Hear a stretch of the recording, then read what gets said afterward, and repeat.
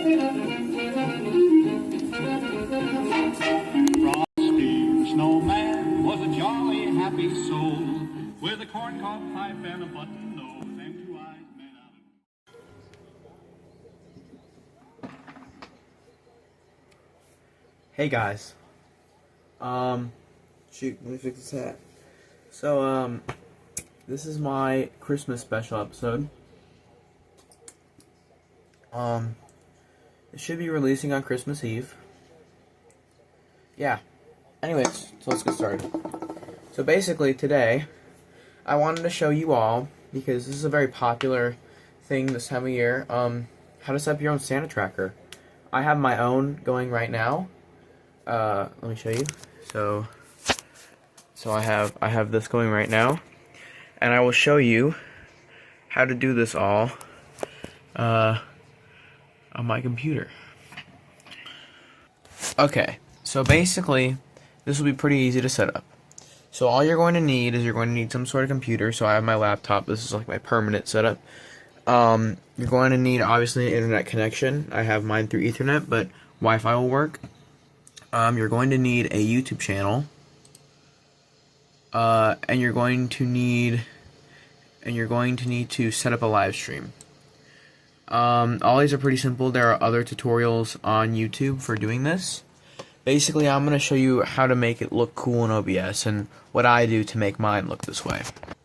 Okay, so basically, for this background here of this dog and the snow and the tree and stuff like that, I went on Sora and I created this, and I made sure to say that it was extra wide, so then inside of OBS, when I imported this file as a media source, I could zoom it in and I could get this cool background. Basically, what you're going to need to have is some text for your stream, and then this is actually just the Google Santa Tracker browser, and then the way you can make these shorter and shrink them is by pressing Alt on your keyboard, and then dragging it in, so then that shortens this like size, kind of crops it down. And then you can add all your other elements if you want to make this look interesting. You can add maybe a snow GIF to make it look cooler. Yeah. And then when you go, so this is just to do the countdown part. So I'm going to put it into studio mode. So this basically sets apart the stream. So I don't know why mine's a little broken. But it'll set this apart. So don't start streaming yet, but I'm already streaming, so I'm going to put it in studio mode. When you're going to set up your Santa tracker, Control Z, what you're going to want to do is you're going to want to pick. Do you want to use the NORAD Santa tracker, or do you want to use the Google Santa tracker?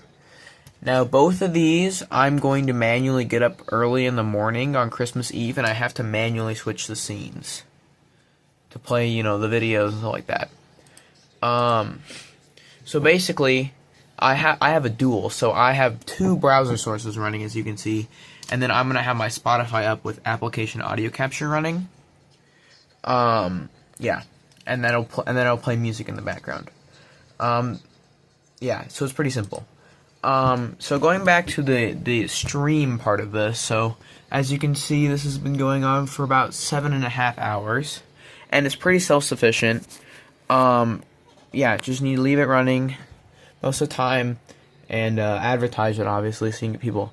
Something that can help is YouTube recommends, so what you're going to need to do is you're going to press the settings button when it loads. Nope. Frick. I really hope it's not actually frick. Okay, great.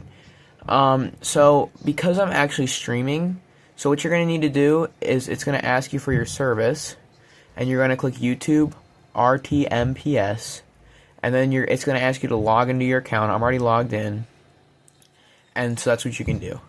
The recommended bitrate, so I'm going to show you how you can change your bitrate, is 6880. I have mine at a very high bitrate, about 10,000, because I'm on Ethernet and I have very fast internet, and my computer can easily do this. So my settings are about 10,000 bitrate, 160 hardware balanced, and balanced leads to usually less drop frames. See, for about a 7-hour stream, I've only dropped about 6,500 frames.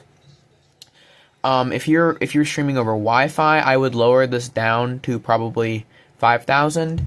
The recommended for 1080p is 6,800.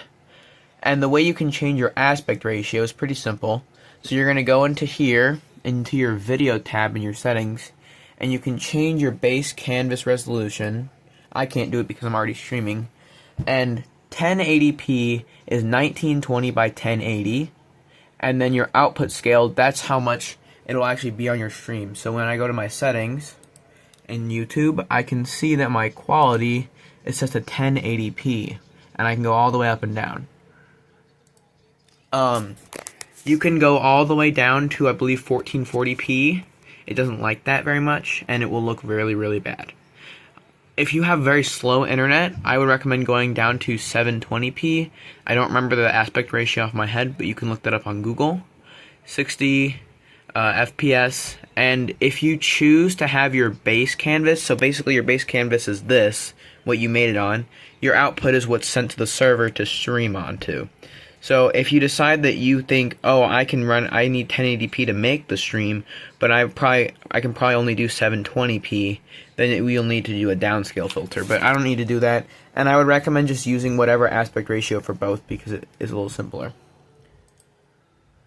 And yeah, so basically that's it.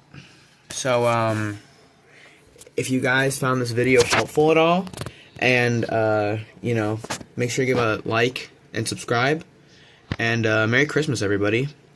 I'm streaming right now, so if you want to go check out my Santa Tracker stream, do so. Have a great and Merry Christmas and a Happy New Year, everybody.